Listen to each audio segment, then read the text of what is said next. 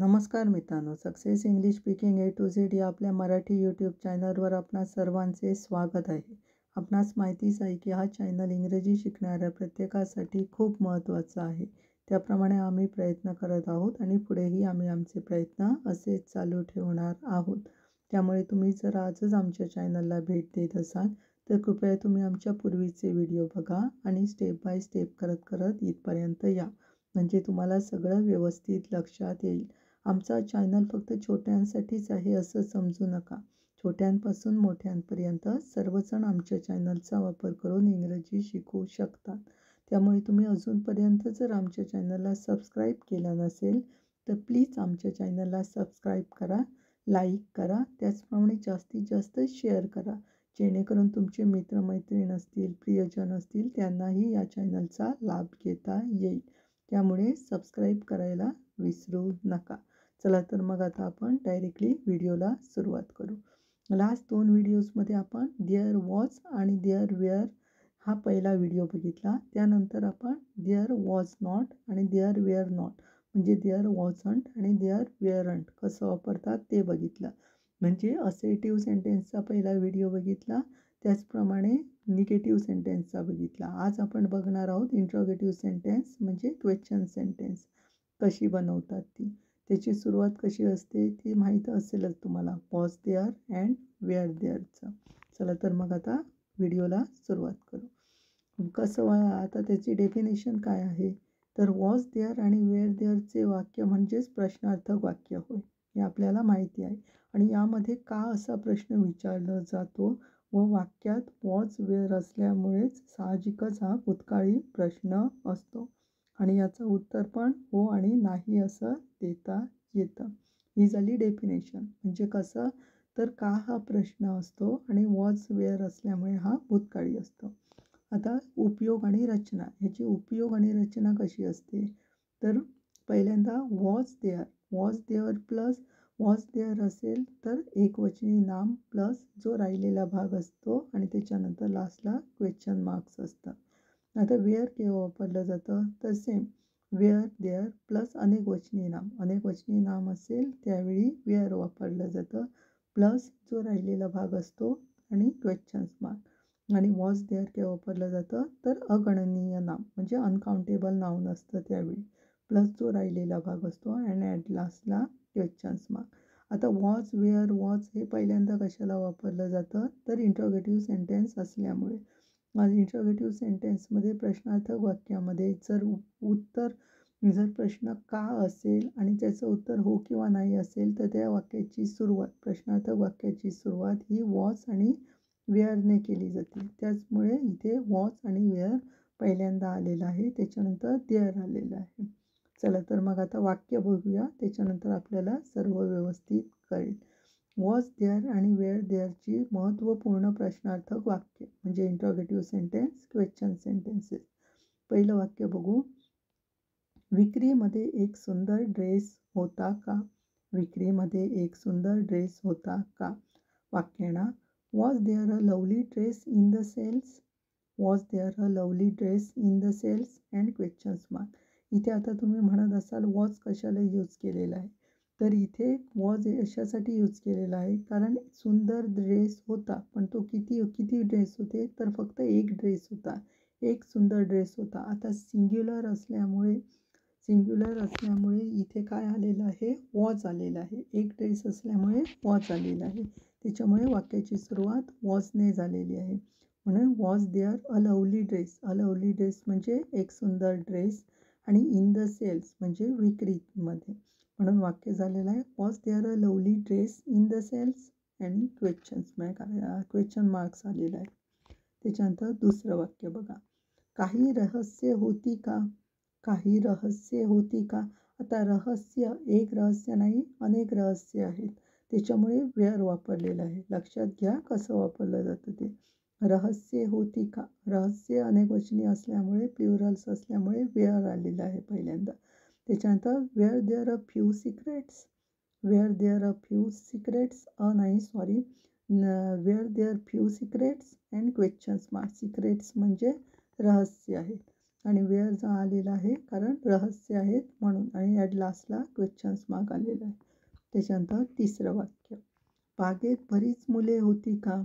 बागेत बरीच मुले होती का? वाक्य ना, were there a lot of kids in the garden. Were there a lot of kids in the garden. इथे वेअर कशाला वापरलेला आहे तर लॉट्स ऑफ किड्स म्हणजे बरीच मुले, बरीच मुलेसाठी वेअर वापरलेला आहे प्ल्युरल्स असल्यामुळे, म्हणून वाक्याची सुरुवात वेअरने केलेली आहे. Were there are lots of kids in the garden and questions mark लास्टला कशाला तर तो इंट्रोगेटिव्ह क्वेश्चन सेंटेन्स आहे म्हणून. त्याच्यानंतर नेक्स्ट चौथं वाक्य बघू, कपमध्ये साखर नव्हती का? कपमध्ये साखर नव्हती का?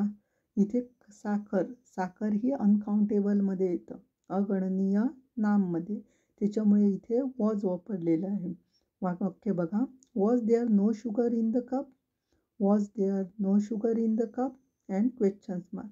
इथे नॉट वापरलेलं नाही आहे, नो वापरलेलं आहे. नो पण निगेटिव्ह सेंटेन्स येतं म्हणून, आणि ॲट लास्टला क्वेश्चन्स मार्क आलेला आहे. त्याच्यानंतर नेक्स्ट पाचवं वाक्य, तेथे अनेक इमारती होत्या का? तेथे अनेक इमारती होत्या का? आता अनेक इमारती म्हणजे प्ल्युरल्स आलेलं आहे. प्ल्युरल्स फक्त काय वापरलं जातं वेळी तर वेअर वापरलं जातं, म्हणून वेअरने सुरुवात केलेली आहे. वाक्य बघा, were there many buildings. Were there many buildings आणि क्वेश्चन्स मार्क आलेले आहे. अनेक इमारती म्हणजे मेनी बिल्डिंग्स आलेले आहे. त्याच्यानंतर सहावं वाक्य, बागेत ट्युलिपचे रोप होते का? बागेत ट्युलिपचे रोप होते का?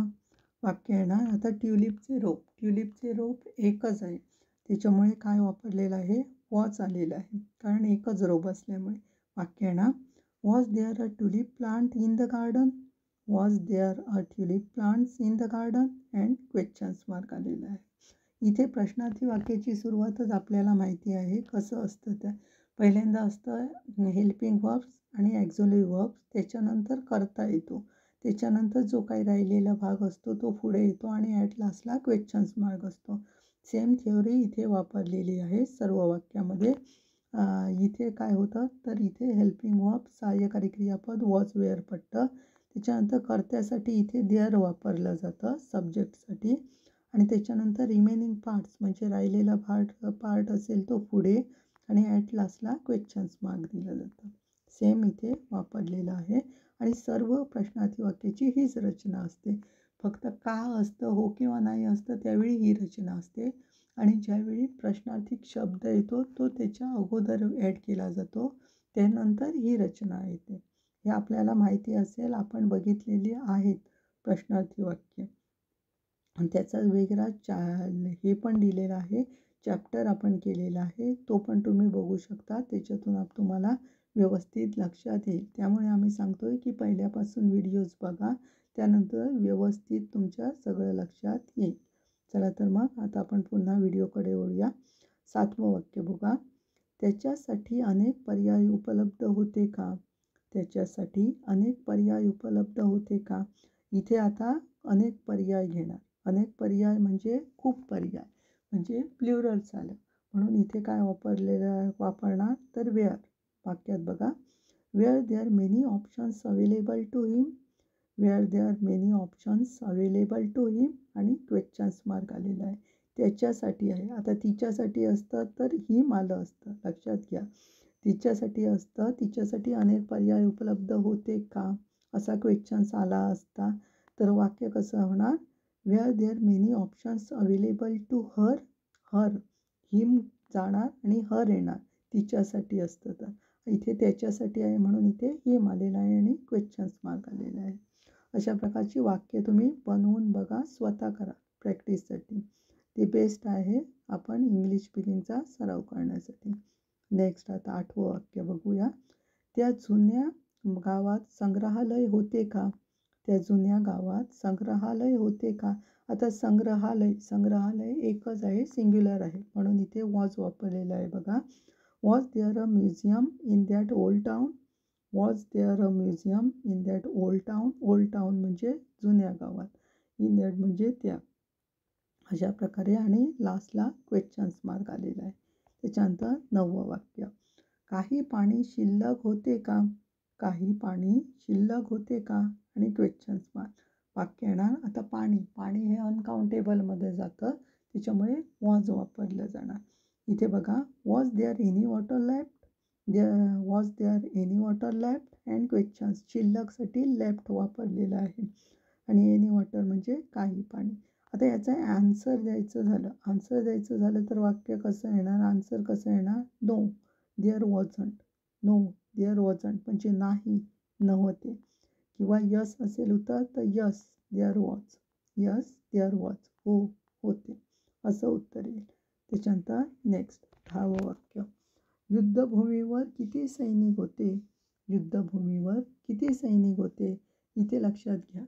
आता कितीसाठी हाऊ मेनी आणि हाऊ मच वापरलं जातं.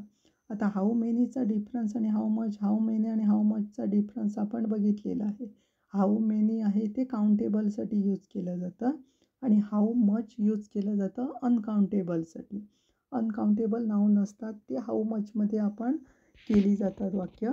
आणि हाऊ मेनी काउंटेबल. आता सैनिक आहे ते काउंटेबल आहेत, आपण काउंट करू शकतो, म्हणून इथे हाऊ मेनी वापरलेलं आहे. लक्षात घ्या. आता हाऊ मेनी सोल्जर्स. आता सोल्जर्स खूप असल्यामुळे, सैनिक खूप असल्यामुळे इथे वेअर वापरलेलं आहे. बघा, how many soldiers were there in the field? How many soldiers were there in the field? आणि क्वेश्चन्स मार्क आलेला आहे. त्याच्यानंतर 11वं वाक्य. तुमच्या बँक खात्यात किती पैसे होते? तुमच्या बँक खात्यात किती पैसे होते?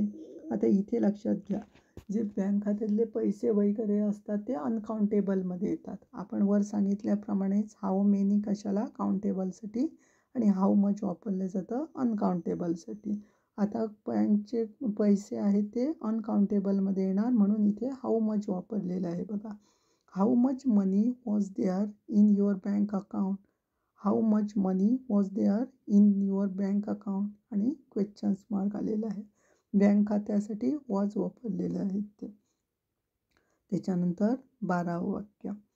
12वं वाक्य. काल रात्री नेटफ्लिक्सवर एक चांगला चित्रपट होता का? काल रात्री नेटफ्लिक्सवर एक चांगला चित्रपट होता का? वाक्य येणार. Was there a good films on Netflix last night?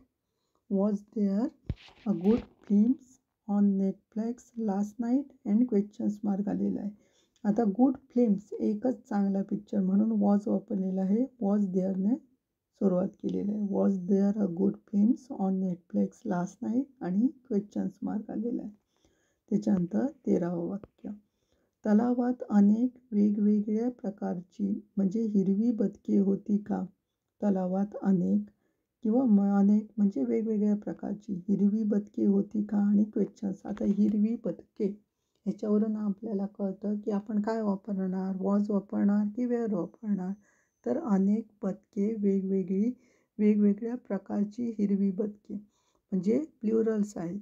प्ल्युरल्स असल्यामुळे साहजिकच आपण वेअर वापरणार. वाक्य बघा. Were there several green ducks in the pond? Were there several green ducks in the pond? आणि क्वेश्चन्स मार्क आलेला आहे. पॉन्ड म्हणजे तलावात. लक्षात घ्या, इन द पॉन्ड म्हणजे तलावात. सेव्हरल ग्रीन डक म्हणजे वेगवेगळ्या प्रकारची हिरवी बदके. आणि लास्टला क्वेश्चन्स मार्क आलेला आहे. त्याच्यानंतर 14वं वाक्य. असे बरेच प्रश्न होते ज्यांची उत्तरे देणे आवश्यक होते का? असे बरेच प्रश्न होते ज्यांची उत्तरे देणे आवश्यक होते का? वाक्य येणार. Were there many questions that needed to be answered? Were there many questions that needed to be answered? And questions mark आलेला आहे. आता बरेच प्रश्नासाठी इथे वेअर वापरलेला आहे, कारण प्ल्युरल्स आहेत, अनेक वचन आहेत, त्याच्यामुळे वेअर देअर झालेलं आहे.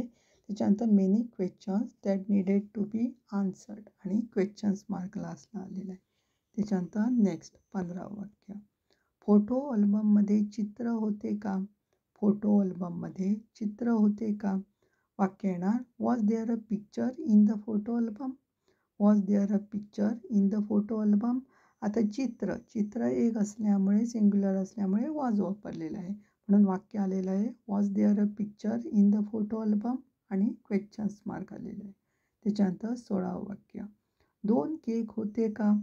2 केक होते का? वाक्य येणार were there 2 cakes? Were there 2 cakes and questions mark. इथे वेअर कशाला वापरलेला आहे तर 2 केक आहेत, एकापेक्षा जास्त आहे म्हणजे ते प्ल्युरल्समध्ये येतं, त्याच्यामुळे वेअर वापरलेलं आहे. Were there 2 cakes and questions mark आलेला आहे. त्याच्यानंतर नेक्स्ट 17वं ज्या दिवशी ती गेली त्या दिवशी खूप जागा रिकामी होत्या का? ज्या दिवशी ती गेली त्या दिवशी खूप जागा रिकामी होत्या का? वाक्य येणार were there a lot of empty seats the day she went. Were there a lots of empty seat the day she went म्हणजे ती गेली त्यावेळी खूप जागा ती गेली त्या दिवशी खूप जागा रिकामी होत्या का? आता खूप जागा म्हणजे लॉट ऑफ एम्प्टी सीट्स हे कशामध्ये येणार तर वेअरमध्ये येणार, बरोबर ना. एकापेक्षा जास्त जागा रिकामी होत्या का म्हणून वेअर येणार, त्याच्यामुळे वेअर वापरलेलं आहे बघा.